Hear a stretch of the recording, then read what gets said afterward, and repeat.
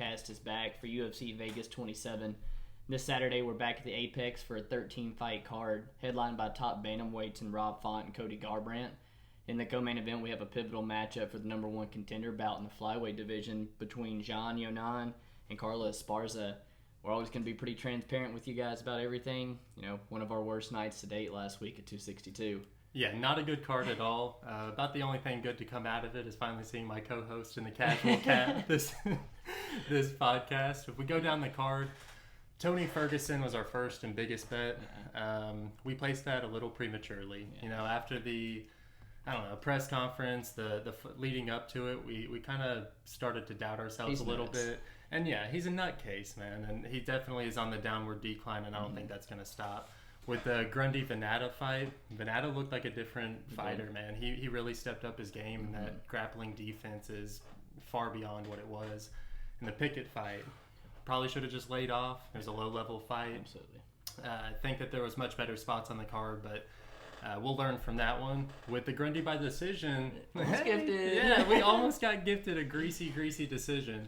But the Rightful Man won that time. And then when it comes to the Beneil-Tony fight, I definitely didn't expect Beneil to lay on him for 3 rounds.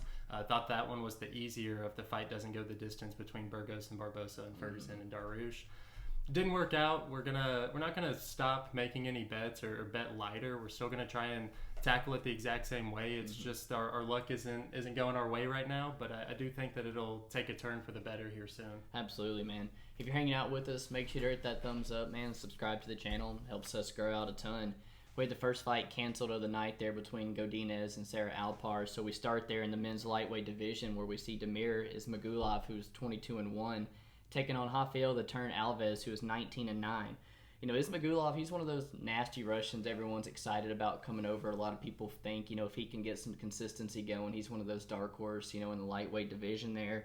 You know, on the side of Alves, one of the MMA masters, trains with Colby and people down there, and he's currently pieced together a 5-fight win streak that included capturing the Titan FC belt at contract on the Contender Series, but that last time out, man, it's better, you know, all that's overshadowed by that 12, 13-pound weight miss. You know, ended up missing the lightweight limit. And a lot of people think he's kind of getting punished here, given handed to Damir Ismagulov, and not a lot of value on a money line, you know, wise, but most definitely agree he's probably the right side. How about yourself? Yeah, I'm going to say that I'm with everybody else, and he's kind of getting punished here. Ismagulov, he is kind of one of those lesser-known UFC fighters that has a record like 22-1. Right. I would kind of accredit that to him being an intelligent fighter. It's just not one that necessarily is exciting to watch. He's got great defense and distance control. He's also really good at switching his stance and switching from contact shots that try and break the guards of opponents to throwing in power shots at the end of his combinations, and that can really catch people off guard. And then it's not just the striking. You also have to worry about the takedowns and the endless gas tank to boot. I mean, he really does have just about every base covered, which makes me think that he really is one of the future top 15 lightweights in the world. Then you go into Alves. Yeah, he's got 2 fights this weekend, one against Damir and one against the scale. Thankfully, he's back up at lightweight. I still imagine he's going to come in extremely muscular, and I got to imagine that he's going to keep up the same consistency with his gas tank depleting after the first round. You know, he's extremely powerful, carries a lot of muscle, and when he throws that much power, you see him slow down almost immediately. And then on top of that, he's a little bit arrogant. You know, he'll run and do backflips in the cage or put his hands behind his back and waste energy that he doesn't need to. And I think this is Damir's time to shine. I think this is an opportunity for him to get a finish. Alves has been finished in all 9 of his losses, and Damir is yet to get one in the UFC. Right. That inside the distance line at plus 205 is what we're looking at least, you know, what we're talking about. And I think that's the best spot on the card. Yeah, man, Damir finally get a finish. I absolutely see it. You touched base on how he's good everywhere. One of those Russians that not just a grappler. He's so talented on the feet. Everything sets up and complements everything so well. And with Alves, for me here, it's kind of like he's got to capitalize on Damir leaving a neck out or something on a takedown or something. I see Damir all the way here. I'm more lean to take the under 2.5 at plus 165 just to kind of cover the basis of a little bit. But yeah, Damir's going to probably destroy this guy on Saturday. I like it. Staying in the lightweight division, we have Yancy Medeiros, who's 15-7, taking on the Bosnian bomber Damir Hadzovic, who's 13-6. Yancy Medeiros, Hawaiian-born fighter. Like most Hawaiian-born fighters, they like getting punched in the face and standing up. He's training out of Gracie Techniques Honolulu, and I truly think that this is one of those lower-level lightweight fights. Damir Hadzovic, another mid-tier fighter. Seems like every single time he steps up, he does fail. Yancy isn't a huge step up, though. So this is why we're seeing this line where it is at pick'em odds. I do think that Damir, he's fighting out of Arte Suave in Denmark, where I know Pani Kanziad trains. Outside of that, there's nothing that stands out for either of these guys, in my opinion. I will say I'm leaning towards Damir, but not by much. How are you seeing this? Yeah, I think we kind of lean the same way, like you said, but not by much. It's a must-win for both of these guys, and excellent matchmaking, if you want my honest opinion here. Yancy, one of the more entertaining fighters that we got on the roster. He's credited like 9 knockdowns throughout his career, but also been knocked down like 7 times throughout his career. So Yancy's gonna fight for your money every single time, but with that fight IQ, his defensive striking ability, it's non-existent. He's also a guy that's extremely hard to trust with your money at the same time. And now he's found himself on the 3-fight losing streak. Just to go through those a little bit, most currently one was Lando, and that's kind of the one where you kind of saw to me, where you kind of see that he's on the tail end of his career. It's just a lot of time chasing, nothing more, and was really, really, working at all. The one prior, you can't really, fault a guy for losing to Gregor Gillespie when you just get out wrestled like that. And the one prior, I don't want to say give him a pass, because Cerrone was, it hasn't aged well, but Cerrone was also lost 4 or 5 in a row before taking on Yancy at that point. But Yancy had just got off an absolute war 2 months prior with Cowboy Oliveira before going into that. And, I think that's why, he had the chin issues there. And every single punch Cerrone landed seemed to hurt Yancy in that fight. And that's kind of where he's given, accredited that bad chin from. On Damir, he's taken some time off trying to improve his game as well. He's coming off the fight with Moicano where he didn't really deserve that fight for absolutely no reason, but Moicano on a skid at 45, needed an easy opponent for his first fight at 55 there, and it showed the glaring hole that I think Damir's had a lot of time, throughout his career, is to take down defense. You saw Yagos kind of take him down a lot in the first round. Alain Patrick, 9 takedowns throughout it. It's ultimately led to over 20 or something throughout his UFC career. So a lot of guys see a path there for him, but on the feet, Damir has a lot of power. A good left hook, he'll slam the leg kicks into you, and I think that's something going to be huge here. I think he's probably going to look to tear Yancy's lead leg up a bunch. I don't trust either guys with my money, but to see how easily Damir was submitted last time and the amateurish way he got up, I think a plus 750 Yancy by sub is a little far out there. It's something just degenerate in me played on, but neither one of these guys are highly impressive at all, man. Yeah, I'm going to double down on that. I will never trust Yancy with my money. I will say that he kind of reminds me of Nate Diaz, but without the durability. Right. He's not very strong, and that's something where I do think Damir kind of edges out in the grappling, and that's where in the later rounds I do think that he could have some success. Like you said, he does have some heavy hands with 10 of 13 wins by knockout. So I'll give Hadzovic the edge in grappling, and I think that's where he'll win this fight. Although if Medeiros does have success, I think he'll find it on the feet with a little bit of the better technical striking, just not as powerful. And sitting at a pick'em, if we were to both lean Hadzovic, man, as much as I hate Yancy, it might be a play you look to play, Yeah, maybe we'll talk about it, but damn, it's tough to want to bet either one of these guys. In our third fight of the night, we're in the featherweight division where we see Joshua Culibao, who is 8-1, taking on Yilan. Man, pretty low-level fight again for our third fight of the night. With Culibao, he trains out of Igor MMA. He's one of those Aussie boys, where you've seen on his social media where he's working with, Jamie Malarkey, he said he had a little bit of involvement in the camp with Volkanovski and Ortega, and he just posted a picture today where he was helping him out on The Ultimate Fighter. So that was pretty cool to see, but with this guy, not a real fair shake right out the gates, kind of thrown to some killers, and Jalen Turner up a weight class. And then the most last one, he kind of turned some heads there with Yilan. He's one of the, Chinese Shanghai PI performers there. And, I don't know if it's basically because of the way they perform at 261. I think the Chinese fighters were like 0-4 that night, or like I said, because of how many heads, Joshua Culibao turned in that last fight against Charles Jourdain. But should he be this big of a favorite here? No, I truly don't think so. I see Culibao's tape study, and I come out of it wanting to fade him against just about anybody, man. You know, you look down on his record, and he's fought all the way up at welterweight, and even all the way down at 145, he's still got some loose skin. It doesn't look like he's the most athletic. He is a southpaw and has good head movement, but like I said, just not really gifted athletically like you'd want to see in somebody who's 145 pounds. Right. There's not a lot of like loose weight to give up there. There are some notes that I liked about him. You know, he likes the low calf kick, and in that last fight with Charles Jourdain in the third round, he was a fish out of water off his back. Yeah. I mean, that gave me a lot of problems, and it kind of, you know, it was kind of surprising knowing that he comes out of a camp where he's training with Volkanovski and has those wrestling looks. You look on the Yilan Shaw, man, and yeah, you know, take everything on his record about him with a grain of salt. Yeah. You just don't know.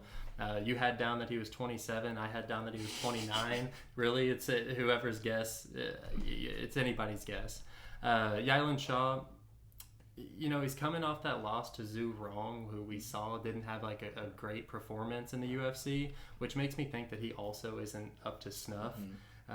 From what I could see, he's an orthodox fighter with a long jab, and in the one fight that I did watch, it was against Wilson Dajavan, who was like 0-1 at the time, and it was in 2018, and he landed all 3 of his takedowns, which I don't know what you want to take from that, but that's what happened, man. And I truly, like I said, off principle, watching Culibao's fights, I want to fade him in just about anything. I kind of compare him to Yancy Medeiros, where I don't see him getting into the top 15 ever.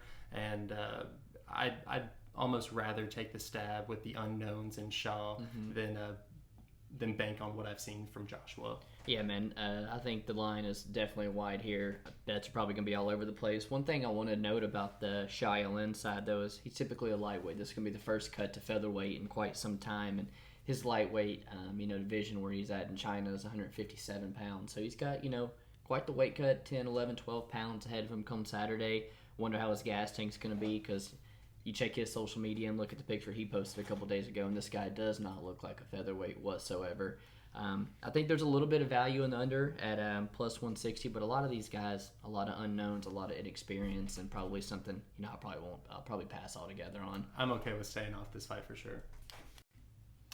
We go all the way down to the men's flyweight division, where we see vicious Victor Rodriguez, who's 7-3, taking on Bulldog Bruno Silva, who's 11-5-2.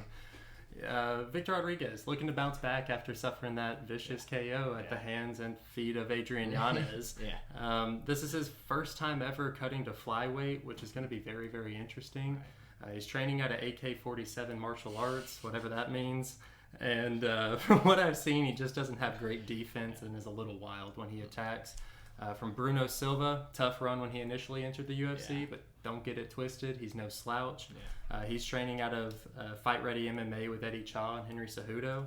And, from what I've seen from him, he'll spam the takedown and use his BJJ black belt as long as his cardio will allow it. And I think that he's probably going to give Victor Rodriguez a pretty tough night. What are you thinking? Right there with you, man. With Victor Rodriguez, it's only up from, a debut like you had. Couldn't even last 2.5 minutes in the cage there before getting put out by Giannis. He kind of, an obvious game plan. He busted out the gates early with a real grappling heavy attack. Once Adrian stuffed a few of those, it was game over for him. He typically comes out the gate hot like that and doesn't have the cardio to last him. He's been finished in all 3 of his losses here. And you talked about it. Fought a bunch of cans leading up to the UFC that didn't prep him for this. I'm pretty sure he dabbled over in Alaskan FC and stuff. He's just went way over his head here with Bruno Silva.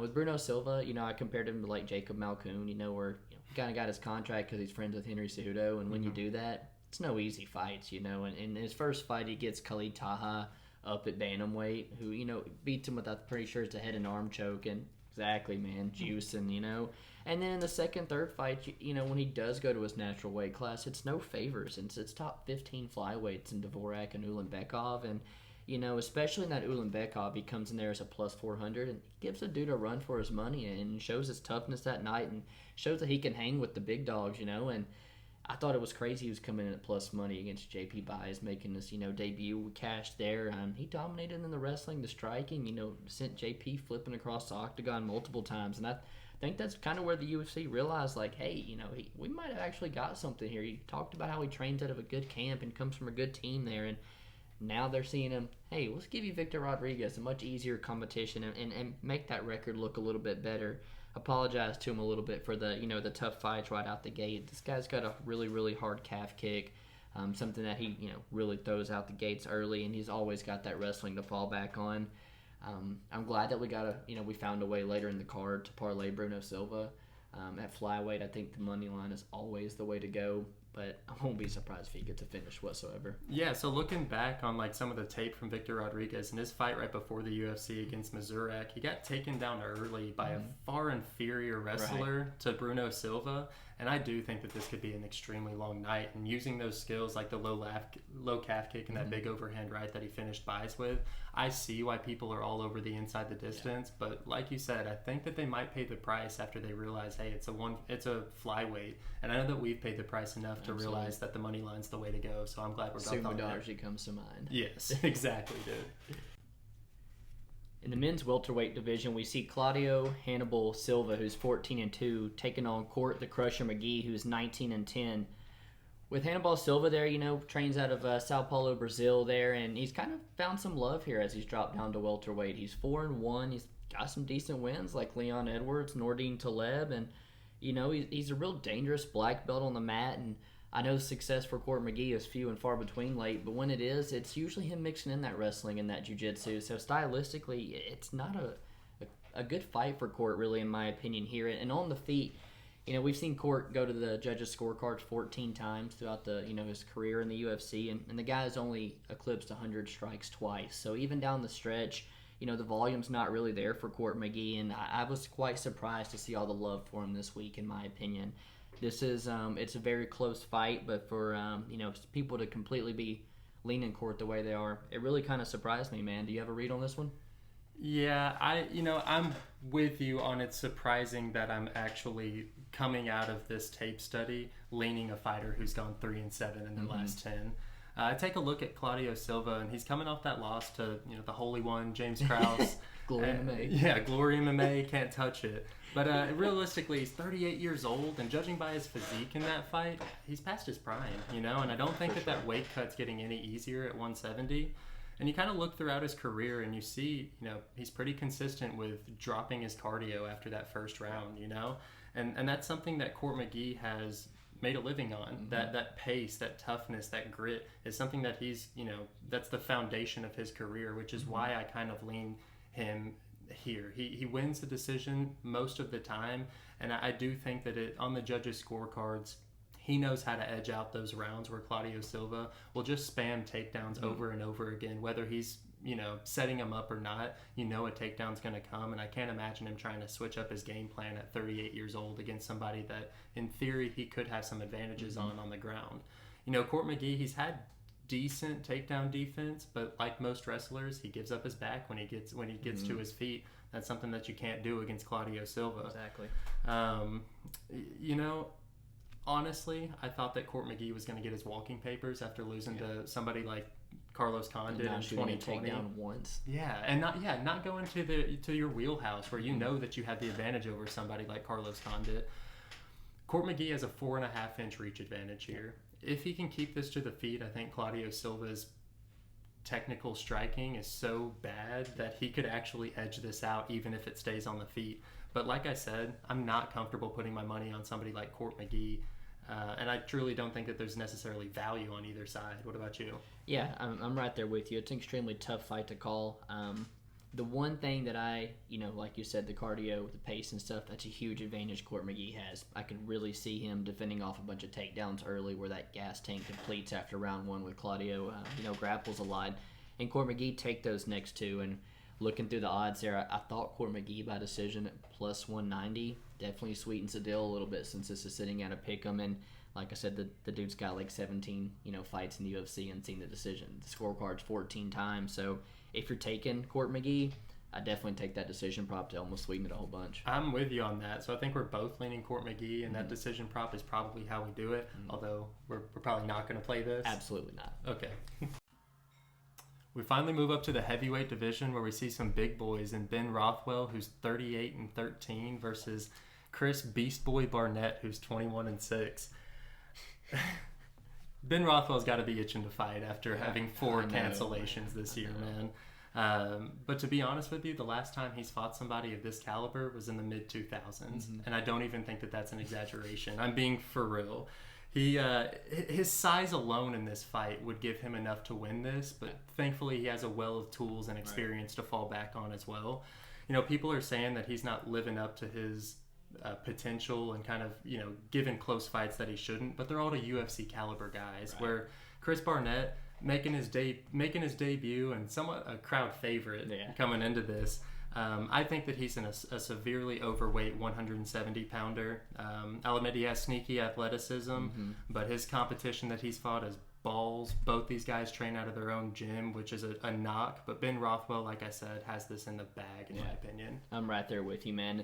And like you said, at this point, he's got to be willing to fight anybody. You know, Lens pulls out twice on the day of weigh-ins. You know, botch, weight cut, illness, whatever. They get him some other guy who now has visa issues, but looking back at all of them, he's got to probably be pretty happy with the one that he ended up getting here. And he's kind of in a tricky spot, though. At 39, he's lost 4 of his last 6, and I checked the salary. You know, he got $250 to show last time.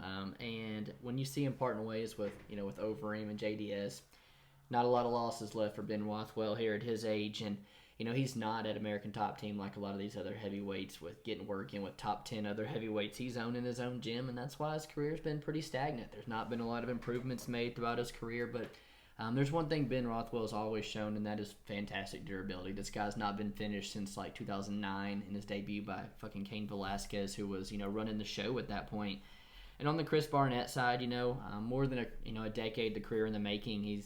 He got a career over win over Jonathan Ivey, who puts all the the fights on here in Nashville, and he beat Walt Harris at one point, you know. So he mixes in a lot of I guess you could say different bouts to get experience. He kickboxes a lot. You saw him grapple with Yoel for 3 minutes while it lasted and stuff, and he's found himself on a 6-fight win streak in MMA against, like you said, very, very low competition, 0-1 Chinese fighters and stuff, where he's finishing with the spinning back kick and stuff like that. And he's just, you check his Instagram, he calls himself a prize fighter. And he, in my opinion, I said he Bob Sapped it. You know, he travels the world fighting under a bunch of different promotions, making whatever money he can, and finally getting the step up to the big show. One I don't think he's ready for.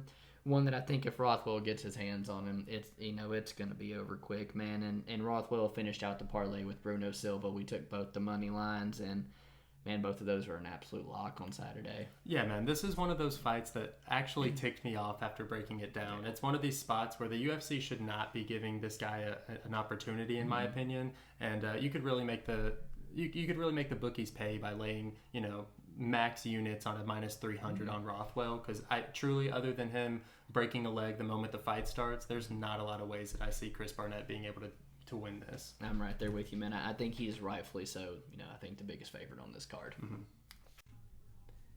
Back in the featherweight division for the prelim main event, where we see Senor Perfecto Bill Algeo, who's 14-5, taking on Ricardo Ramos, who's 14-3.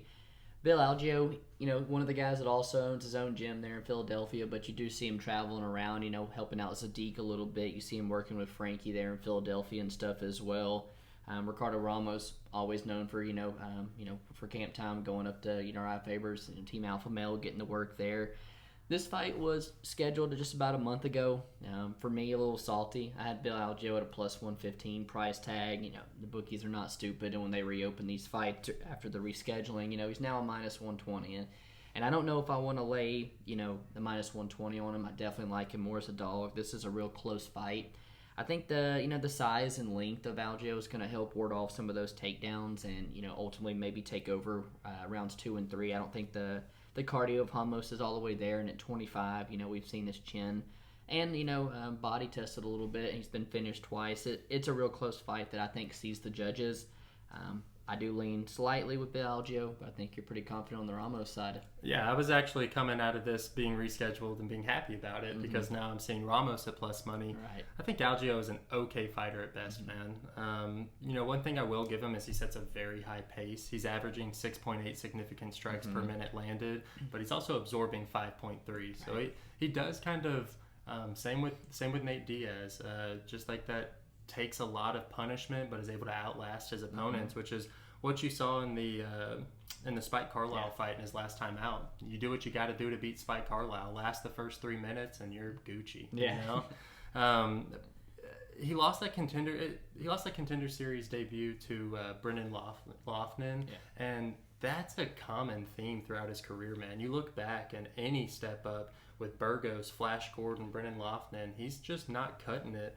And personally, I think that he's in over his head with Ricardo Ramos, who at least has, the youth on his side, the experience with the higher level of competition, in my opinion. And then I hope that Ricardo Ramos comes in a little less flashy and a little bit more trying to stick to the game plan. Ramos, he shows his comfortability out there trying those flashy techniques, but I'd really wish if he'd just kind of slow it down a little bit. He does a really good job of using this arm drag to take the back of his opponents, and that's something that you only see in those high-level submission artists like Ricardo Ramos. And looking over his record, he's won every single fight that he's scored at least one takedown in. That's something where I think will play a big factor in this Algeo fight, who doesn't have the best takedown defense. Like I said, I just don't think he's strong enough for a division like this. And that's something that you give up being 6 foot tall in the 145-pound division. I lean Ramos here. It's not my best pick, but I think it's almost more of a fade on Algeo here. I don't think he's up to snuff. So I'm going to take Ramos with the higher potential, the higher ceiling over Algeo, but not my most confident. You see a finish at all happening? No, I don't. I think Algeo is super durable, and it might benefit Algeo the later it goes, but I think Ramos will do enough in those earlier rounds to kind of get the nod for the judges. So on the opposite side of I'm gonna lean slightly with Algeo, but I do think this probably hits the scorecards as well. It's gonna be interesting to see who has the grappling edge. I think it lies with Ramos, but I'm curious to see if Algeo will be able to defend those to kind of get his game going in the later rounds. And we are seeing plus money on the under for that fight, or fight doesn't go the distance. Absolutely. So we're spot on with our call right there. Starting off the main card, we go to the men's middleweight division, where we see the Joker Jack Hermansson, who's 21-6, taking on the Golden Boy Edmen Shahbazyan, who's 11-1. You look down at Jack Hermansson's record and you see 4 UFC losses. To me, all excusable. There's a reason why he lost those, and good reason, in my opinion. He's training at a Frontline Academy.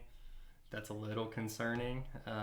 He did just come off of a 5-round war, I guess. 5 rounds with Marvin Vettori, where he at least lasted, and something that I think will play a huge factor in this game, or in this fight. I think Hermansson has the cardio edge here, and ultimately, as long as he can outlast the Shahbazyan onslaught for the first round, I think that he's going to start to take over. Shahbazyan, I would have liked to see him get a step down in competition, but Jack just isn't that, in my opinion. Shahbazyan's only 23 years old and still has a lot to learn, and coming out of the world-renowned Glendale Fighting Club, who's produced champions like Ronda Rousey and... so Edmen Tarverdyan, I'm not a huge fan of. I faded Edmen Shahbazyan against Derek Brunson in his last time out, and I'm doing it again.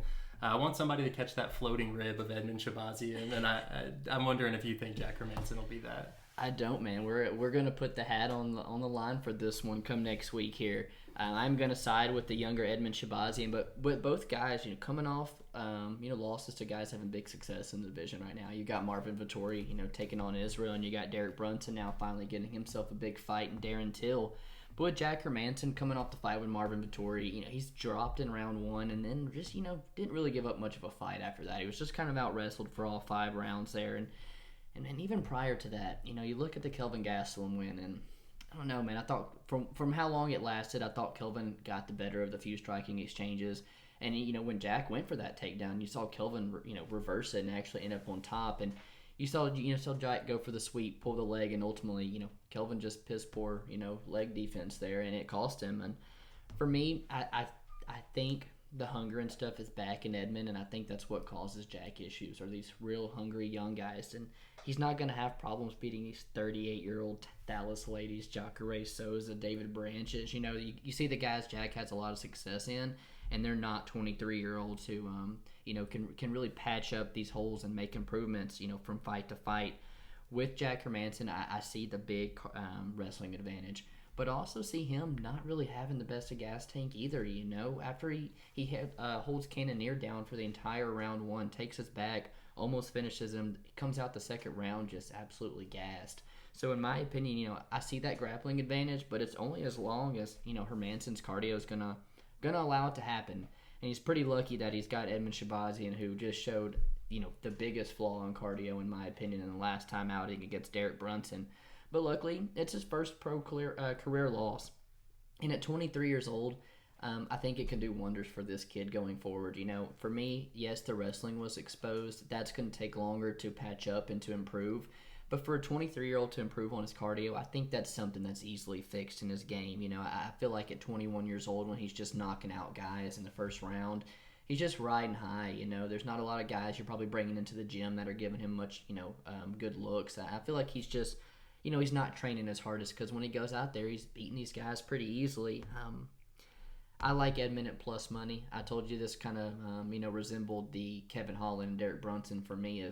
I'd bet either one of these guys at plus 150, but I would not be comfortable laying minus 150 on either one of them. And I like the knockout ability of Edmen Shahbazyan. I think he's going to land a sneaky uppercut on one of Jack's shots, and I like Edmen to get the knockout maybe in round one, like most of them. Okay, so my rebuttal to the Shahbazyan cardio is there's two fights that really stand out to me, and it's got to be the Darren Stewart fight, right, which in my opinion should have been his wake-up call. And because he didn't shore up those holes, and being 23 years old, I feel like, if he's not taking his cardio serious right now at the highest level, knowing that he's already been exposed in that Darren Stewart fight, I don't know if that's something that he can, shore up. Just like Conor McGregor, as terrible as it is to say, he does have a cardio problem, and that's something that you got to fit into this game plan. I don't think that Edmen Shahbazyan on any day of the week lasts 5 rounds with Marvin Vettori. And I think the same, and you can look down his record. I think that's he's pretty consistent with wanting to get that initial first round KO, and outside of the big body shots that I think could hurt Hermansson. I think Jack will eventually outlast him, and then if he does start losing on the feet, you touched on the Kelvin Gastelum fight. It is something to where he's strong enough and big enough at the 185-pound division. If he grabs a hold of any of your limbs and just starts ripping on it, he's gonna make you tap. He has the 3-inch reach advantage here, and I think that the experience level is just going to be a little bit too much. But I am excited to see this go down. And all very valid points. And for me, I hope it's that first pro career loss for Edmen that that's really changed the mindset for him, and hopefully he's put a lot into this camp. I like it. Moving on, we have a huge fight in the flyweight division where we see David the Undertaker Dvorak, who's 19-3, taking on Raulian Paiva, who's 20-3. With David Dvorak, he's fighting out of the Czech Republic, where most notably you see guys like Jiří Procházka coming out of and having a lot of success. And on the side of Raulian Paiva, he does a lot of his camps down in Brazil, but has recently come up to Team Alpha Male, and he's been posting a lot of pictures with Garbrandt and Ramos, getting a lot of good rounds in there with Uriah Faber's team. And with Raulian Paiva, you can almost kind of argue this guy was, not that he should be, but he was definitely on the way to being 4-0 in the UFC without a little Australian home cooking. And, the doctor stoppage, I thought he looked really good early against Bontrain before catching that knee. This fight, man, I really sit on the fence post. I've really talked highly about both of these guys before on the podcast. They're both still young, and I think the future is very, very bright for them. It's a pivotal fight, man, in the division, but one of them are breaking into the top 10 here with this fight, and it's only going to be bigger fights going forward. Man, if I have to pick a side, I think I'm going to pick the underdog in Raulian Paiva, but I think I could easily be talked off of it. And, man, the more I look into it, like I said, I sit on the fence. How do you see this one? Yeah, so this is actually one of my stronger leans of the night with David Dvorak here. Coming in on a 15-fight win streak, and prior to his UFC, he was finishing, 80% of the fighters he fought on the regional scene, but he's since seen two decisions. Had a tough debut opponent against Bruno Silva, where he overcame adversity a few times. He ate a front kick in that first round where he he was on wobbly legs for a little bit. And then in the third round, he had his back taken, but was able to kind of, win the scrambles against Bruno Silva. And that was something that I really, really like, because right now, Bruno Silva looks good, In the Espinoza fight, he had a really methodical approach. He had great defense and didn't really leave many openings for Espinoza to capitalize on. You saw Dvorak really go towards that low calf kick over and over again, and that's something that I could see him tearing up a tall, lanky guy like Julian Paiva. Dvorak, when he's striking, he kind of has like a rhythm to his fighting where he'll swing his body weight into punches and really deliver hard punches. And Paiva, he doesn't move his head very much. Not at all. He doesn't move his head very much, but I will give it to him. He has a chin. Yeah. He really does. And as far as I'm concerned, after seeing him eat that knee from Bontorin, he can take the best shot from anybody at 125 pounds. That being said, his takedown defense is suspect, and you see that a lot with taller guys in a lighter division. And I don't think that's going to stop here. I think David has the grappling edge. And that's kind of what's going to win him this fight. I look down at Paiva's record, and those 4 wins, the Zalgas fight, I think if you run that one back, Zalgas wins. I think it was Zalgas' debut in the UFC, and he started off slow and then started realizing, hey, I've got all the edges and just about everywhere against somebody like Paiva, but it was just too little too late. Right now, I'm pretty strongly leaning Dvorak, and at minus 150, I'm comfortable laying it. It is a little concerning that you're not on him, because it makes me kind of want to take another look at it and see if I should be as highly on Dvorak as I am. Yeah, and I think it's my due diligence to put some more time into it as well, seeing how high you are on Dvorak. But I think we can agree it's a pretty close fight. One of the more tougher fights here. The under 2.5 is sitting at plus 170. It tempts me a little bit. It's flyweights, and that's what's going to ultimately probably cause me to lay off. But I think this is a sleeper fight throughout this card, man. And both of these guys, like you said, have the finishing, background coming up through the regional scene. And, man, this one's going to be fireworks, I think. Yeah, as far as flyweight's concerned, this is, one of the fights I'm actually excited for. We go to the women's featherweight division, where we see the phenom Felicia Spencer, who's 8-2, taking on the immortal Norma Dumont, who's 5-1. Felicia Spencer is fighting out of Jungle MMA and Fitness, and coming off that 5-round ass whooping to the GOAT of women's MMA, Amanda Nunes. And to be honest with you, to go 5 rounds with somebody like Amanda Nunes, and that's something to be proud of in women's MMA. Since she entered the UFC, she's kind of been fed to the wolves, and other than she capitalized. Okay, let's say they both got the same debut opponent in Megan Anderson. She capitalized much differently than Norma Dumont capitalized. Norma, in her bounce back fight with Ashley Evans Smith, she looked awesome. But what is that telling us, right? And I truly think that Dumont has the wrestling edge here, and I think that judging by that last fight, she has the striking edge. But if Felicia Spencer winds up on top, that's trouble for any girl. And I think that's why I'm kind of okay laying off, although I am tempted by Spencer. How about you? Yeah, man. With Spencer, she's 2-2 in the UFC, but she's really seen the best that the featherweight division, I guess, has to offer. She debuts against the former title challenger Megan Anderson, like you talked about, and she's severely outmatched. She's the 2-1 dog. 5'6" and 6'1", and she runs through her on the mat, man. And then it's like, all right, there's no one else in the division, so you've got to fight Cyborg. And she stays upright the full 15 minutes, takes her best shots, and then finally she gets the thank you fight, and it's Zara Firen. Felicia Spencer is a minus 850 going into that fight. And, despite having a little troubles on the feet, she did what she does best with the first round submission here. And let me tell you, man, a 1-fight win streak in that division that gets you a title shot, and that's where she gets Amanda Nunes, where we got to see her, ultimately see her toughness again there. And it's 40 minutes in the cage with 2 of the best women's fighters ever. And I think Felicia Spencer, despite losing every one of those rounds, grows drastically as a fighter from those experience there. You talked about how heavy she is on the top, excellent at finding that rear naked choke, and I expect her to shoot early and often here against Norma. On the side, Norma, man, to featherweight where she belongs, and with an ass like she has, there's no way you're making 135 pounds. With the debut at 45, just absolutely slept by Megan Anderson and wanted no part of the featherweight division. So she drops down to 135, right? And I mean, I really discredit the Ashley Evans Smith win when you miss weight by almost 5 pounds. It almost looked like she didn't even ultimately try to cut. And I don't want to take away from her performance because her hands looked super sharp that night.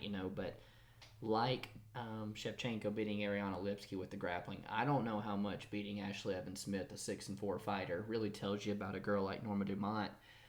They give her another opportunity at 135 where she botches the weight cut again and shows up at 139, and it's no more. It's back up at 145, whether you like it or not. And with very few girls there, she's taken on maybe the best besides Nunes that's in the 45 division right now.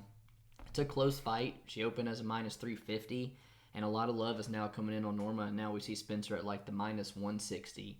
I don't really get it, man, to be honest with you. I see the hands Norma has. I see how she fights well moving backwards, but she doesn't have that Invicta experience. She doesn't have the cage time with the best in the world, and I just ultimately don't get the love for Norma Dumont. I see the line being wide, but again, I don't see why people are all over Norma Dumont is what I'm getting at. And I'll be honest with you, I think a lot of people are having a lot of recency bias with that Ashley Evans Smith fight, but she also has been spending her camp in Las Vegas at Syndicate MMA and training a lot at the UFC PI. And with the girls at Syndicate MMA like Roxanne Modafari, that even though she's smaller than Felicia, that's an excellent girl to try to work those grappling skills and try and keep this fight standing. Because from what I've seen from Felicia, is somewhat amateurish on the feet, right. And barring a lead left high kick from Felicia, I think that she's going to be outmatched on the feet. So Dumont, I think, outclasses her on the feet, and I think as far as offensive wrestling goes, that she has the better trips and the better opportunities to get it to the ground. But I'll repeat myself once again, if Spencer gets on top, you're not getting out from underneath her, and she'll probably get the finish over somebody like Dumont. So you're going to let the public let you know you side with here? I will officially take Norma Dumont at the moment. All right, and I will side with Felicia Spencer, but no money ever on this fight. Subject to change. Moving on, we're back to the heavyweight division where we see Justin Badman Taffa taking on Jared the Mountain Bandera. Justin Taffa, man, he's one of the Australian pupils of Mark Hunt. You see him getting to work with guys like Tuivasa and Tyson Pedro, where Jared Bandera, one of the Vegas guys in Team Quest under Dan Henderson, where you see him working with Sam Alvey, Dominic Reyes, some guys like that. But both of them, not the prettiest records. They're both on a one-fight losing streak right now, trying to bounce back. When you rewatch Justin Taffa's fight with Carlos Felipe, we bet Felipe, and I ultimately think we kind of got bailed out there. I thought Taffa probably should have got the nod that night, but Bandera, man, absolutely paid for the call out of Sergey Spivak on the Contender Series. He was mauled badly, man, and that was just 2-3 months ago he took all this damage. So I'm going to be the first to say I do not like him taking this fight so soon against such a guy with, a power puncher like Taffa. I'm going to lean with Taffa via the TKO that I might play at plus 105, but never laying a minus 200 on someone with a 4-2 record like Justin Taffa. How do you see it? Yeah, there's no justification for Taffa being a 2-1 favorite against anybody in the division. But like you said, like most Samoan fighters, he's looking for that KO just about every single time he goes out there. And at only 6 foot, he has the same exact reach as Conor McGregor. And I think it's pretty safe to say he's kind of undersized for this division. You see Jared Vandera, where he's coming in with 4 inches of height, 7 inches of reach. And that's something that you really have to take into perspective, because Jared Vandera is like a Ben Rothwell, where he really does try and utilize his side to get the fight where he wants. We saw that in the Harry Hunsucker fight where, he ate a ton of shots, but I don't think Harry Hunsucker could have knocked him out if he wanted to. And then ultimately Vandera just needed to get him up against the cage and get it to the ground, where he started, throwing those huge shots on him. That being said, man, when he's on his back, he looks like a fish out of water. He looks awful. And you talked about him saying before or after the Spivak fight that he had worked on it over and over again, but you saw no evidence of that in the actual fight. Taffa, a little flat-footed, but if he does get inside, he's gonna work Jared Vandera with those rips to the body and then throw him upstairs. I think that he'll eventually catch him, and I also think that the low calf kicks are going to come into play. Absolutely. Vandera being as tall as he is and Taffa having that low center of gravity, he is going to sit down on those kicks and really make Vandera pay. Tafa's kind of a unique fighter in that he's a right-hand dominant southpaw. You know, we saw in his debut against Jorgen De Castro, he threw technique out the window, switched to orthodox, and tried to land a huge overhand right and got caught. And I really do. I just think he got caught in that fight. Then you go on to the Juan Adams fight, and you saw he finally did land that left hook. Same thing, too. Or, I'm sorry, a right hook and a right uppercut. And yes, it's... He's a problem when he's in that southpaw leading with that right hand. And in the Felipe fight, we saw a patient Tafa, you know, one that we really hadn't seen before. And if I'm not mistaken, that was his first decision. As I'm looking down his last 5, he hasn't gone to decision. And yeah, it was his first decision, and it was something that I actually like to see, because even in those later rounds, in that third round with the Felipe fight, he tried to score a takedown. He took him down. He just didn't wind up on top, and he looked like the fresher fighter out of the two. And like you said, I think, you know, Felipe kind of got gifted that decision. So here I do like Tafa. I'm not going to lay the minus 180, minus 200 on him, but I do like him. And you said the TKO was plus money? Yep, plus 105. It's probably how I'll play it. I like having action on heavyweights, and I like having action on the main card as well. So this is that's a spot I'm definitely going to play. I'm with you, man. I expect him to chop the lead leg early, you know, and set up those shots up top. Tafa, when he does close distance, he's deceptively fast for a heavyweight, you know, and he's seen this 6'5" frame in someone like Juan Adams before. It's nothing new to him. Where Vandera, it's kind of grapple or bust for me. I don't think he's technical enough to box with Justin Tafa on the feet. And if he can't get these takedowns and put Tafa on his back, I think it's going to be maybe a short night in the octagon for him on Saturday. Yeah. In our co-main event, we go to the women's strawweight division, where we see Yanan taking on the Cookie Monster Carla Esparza. Yanan is riding an 11-fight win streak, and coming out of China top team, she's kind of taken the UFC by storm in similar fashion to Weili Zhang. From what I've seen, she has a great gas tank and really good vision when she's striking, and I think the biggest question here is if she can stop the takedown of somebody like Carla Esparza. Right. Carla Esparza, since taking that beatdown from Suarez in 2018, she's turned her career around yet again, and is knocking on the door of a title shot for what feels like the 100th time in a row. She's coming out of Team Oyama and does a really good job of making fights extremely close, which is why we've probably seen her get bet down from a heavy underdog to now pick 'em odds. She has great takedowns and practically invented that lay and pray, which is why I'm worried on picking Yan, even though I think Yan has the higher ceiling, the better MMA technique. She just worries me about the takedown defense. Carla does it to everybody. This is probably the number one contender fight for who's going to fight Rose Namajunas next there in the strawweight division. And with Zhang Younan, another Chinese superstar, with Zhang Weili sitting there in the top of the division, there's great potential for Dana White and Chinese fights over in China and stuff. And 6-0 in the UFC, super close to touching the belt already. This girl has great size at 5'5" for the division, and she's a super talented striker. She stays peppering you with the jab, phenomenal volume, and she has nasty kicks, man, from outrange. With that volume, man, like I said, over 100 strikes. Significant strikes landed in almost every single one of her UFC fights so far. She stays busy with that striking and doesn't let you, get a lot of those reads on her. She's been working a bunch with people like Henry Cejudo at the PI and Team Alpha Male to shore up that wrestling. A lot of practice there, and something she's going to need here, struggling with Carla Esparza, because you saw, she kind of gave up a little bit too much time in the clinch against Claudia Gadelha than you like to see. So I do see kind of why Carla's getting bet down here, but she kind of basically paved the way, I guess you could say, for strawweights.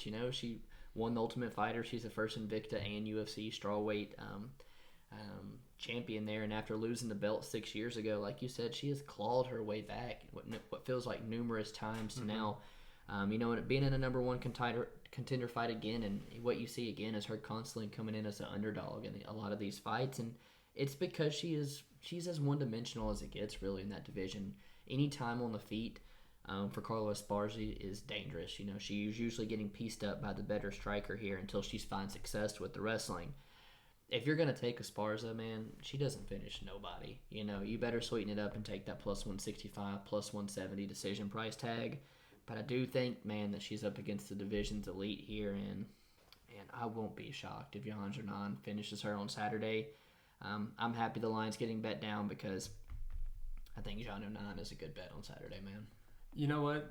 As I hear you talking about it, I'm with you. I think Jan's the side. And when you look at Esparza, you talk about her. She doesn't really win other than decision.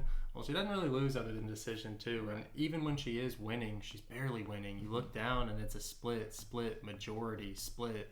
I mean, it's riddled throughout her career. And like I said, she has a way of making things close. But I do think that after the Marina Rodriguez fight, where she almost got finished in guard of Marina Rodriguez, Zhao Yan, will find her way up to the feet and ultimately make her pay more than Marina Rodriguez was. And Marina Rodriguez, I want to note, that's something I have written down there. It was a good win for her. Marina is excellent on the feet, and was causing her a lot of troubles. But that fight was scheduled for a Wednesday morning, and then got pushed back 10 days later. Marina Rodriguez has a bad weight cut to make 115. She's a big girl, and I think that was evident come round 3 where she didn't have that cardio anymore. But like you said, anytime spin on the feet, man, it's dangerous for Carla. I think Jean Onan is probably the right side here, and I think she's the future of the division, man. Yeah, I like it. The better MMA technique, she just worries me about the takedown defense. Carla does it to everybody. This is probably the number 1 contender fight for who's going to fight Rose Namajunas next there in the strawweight division. And with Zhang Younan, another Chinese superstar, with Zhang Weili sitting there in the top of the division, there's great potential for Dana White and Chinese, fights over in China and stuff. And 6-0 in the UFC, super close to touching the belt already. This girl has great size at 5'5" for the division, and she's a super talented striker. She stays peppering you with the jab, phenomenal volume, and she has nasty kicks, man, from outrange. With that volume, man, like I said, over 100 strikes. Significant strikes landed in almost every single one of her UFC fights so far. She stays busy with that striking and doesn't let you, get a lot of those reads on her. She's been working a bunch with people like Henry Cejudo at the PI and Team Alpha Male to shore up that wrestling. A lot of practice there, and something she's going to need here, struggling with Carla Esparza, because you saw, she kind of gave up a little bit too much time in the clinch against Claudio Gadelha than you like to see. So I do see kind of why Carla's getting bet down here, but she kind of basically paved the way, I guess you could say, for strawweights. She won the Ultimate Fighter. She's the first Invicta and UFC strawweight champion there, and after losing the belt 6 years ago, like you said, she has clawed her way back what feels like numerous times to now. And being in a number 1 contender fight again, and what you see again is her constantly coming in as an underdog in a lot of these fights, and it's because she's as one-dimensional as it gets, really, in that division. Any time on the feet for Carla Esparza is dangerous. She's usually getting pieced up by the better striker here until she finds success with the wrestling. If you're going to take Esparza, man, she doesn't finish nobody. You better sweeten it up and take that plus 165, plus 170 decision price tag.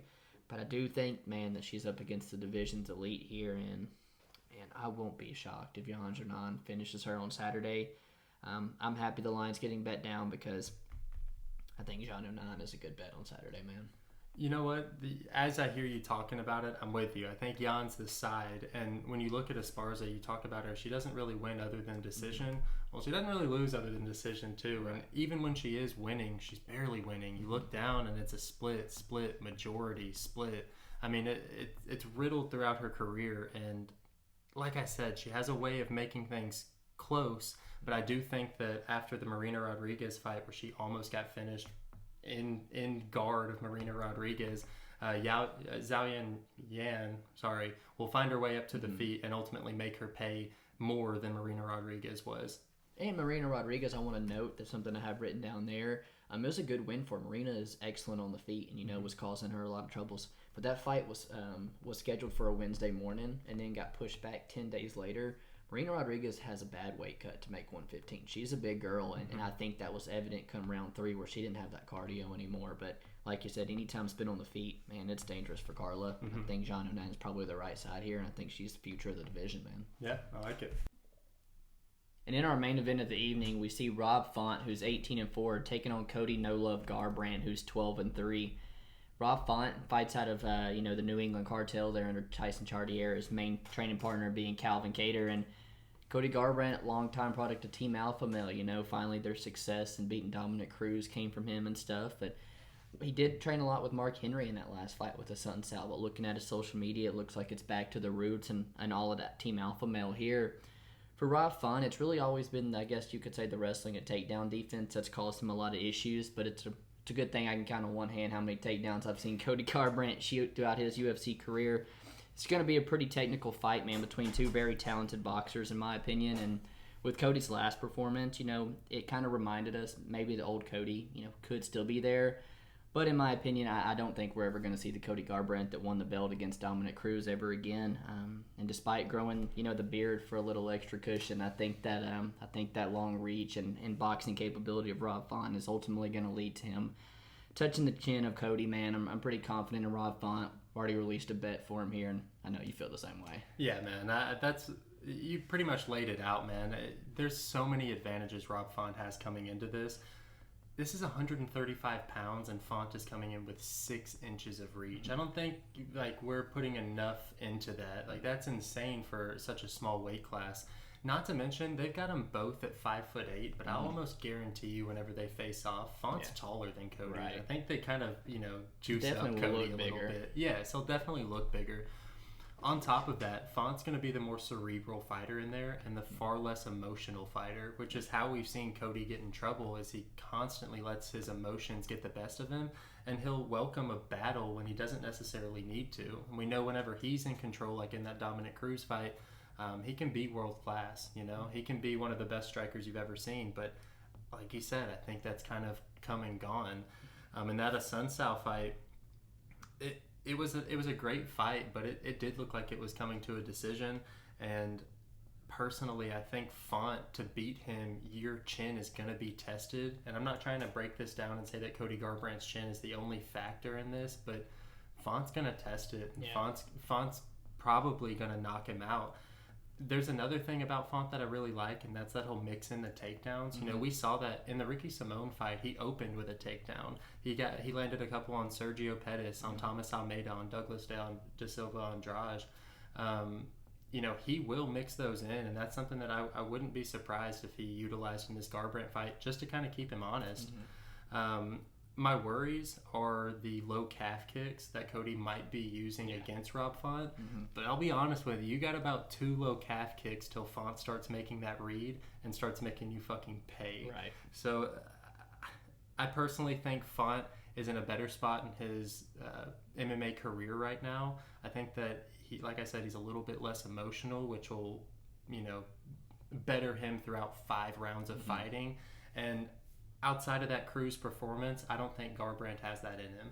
Yeah, and with Cruz, it's a lot of footwork more than striking. When you saw Cody get a good technical striker like TJ Dillashaw, he got paid for it, and I really think Rob Font is a very, very technical boxer, and really matches Cody hand for hand. I know you always throw up the Cody's amateur or professional boxing record, whatever, before, and Rob Font is a very, very good boxer, and I think stylistically we agree that this is a bad fight for Cody Garbrandt, and ultimately with that big long reach, he's gonna hurt Cody sometime throughout that fight, and we kind of have a trouble seeing when it's gonna end under 2.5, under 3.5, but I think we agree it's probably a finish throughout the fight. Yeah, and I want to say one more thing. I think a lot of people are going to try and be on the under on this fight. And, like I was saying, Garbrandt, that Asuncao fight, that was heading towards a decision, in my opinion. Yeah, looked a lot more patient. Yeah, it's in Garbrandt's best interest not to get into a firefight at this point in his career. Yep. So if Font has to stay behind his jab for 5 rounds and just piece him up,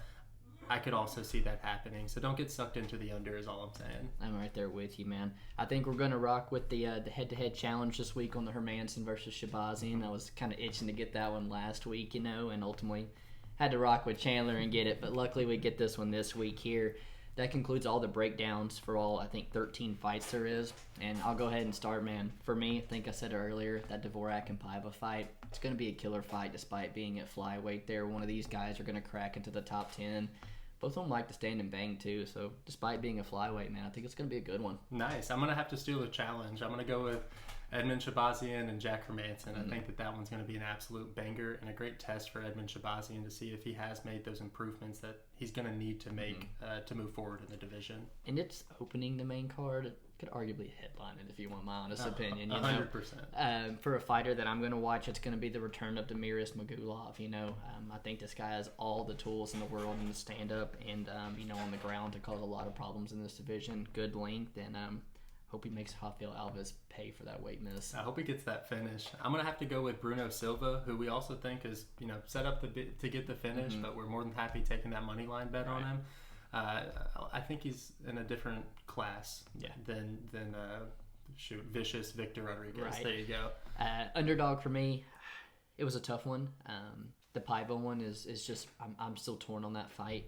But I think Edmen has potential to touch the chin of Jack Hermansson, so I'm going to go with Edmen Shahbazyan as my big underdog for the week. So my underdog play of the week is going to have to be Ismagulov inside the distance, sitting above plus 200. Yeah. He's the minus 550 for a reason, and Alves has been finished in all 9 of his losses. That's a good spot, and I think I'm going to make the bookies pay there. For sure. I know we are actually looking at the under 2.5 in that fight, or fight doesn't go the distance, around plus 130, maybe just to cover both sides a little bit, unless maybe gets his neck caught in a guillotine or something. Right, and I think that's probably the smarter play. We've paid a couple of times for trying to get greedy and take the Ismagulov inside the distance. If we're still getting that plus money on fight doesn't go the distance, I think you're right. That's the smarter play. And then the best bet for us, we'll go ahead and take it. It is the parlay that we've released for you guys already. We think Bruno Silva, Ben Rothwell, pretty heavy locks to be victorious on Saturday. I'd be very, very surprised if either of them lost, and I'd question my capping skills after it if they did. So, man, that concludes all the fights. I appreciate you hanging out with us. Make sure to hit that thumbs up, subscribe to the channel, and hop in those comments and let us know who you guys have in the main event. Appreciate you hanging out with us. Peace.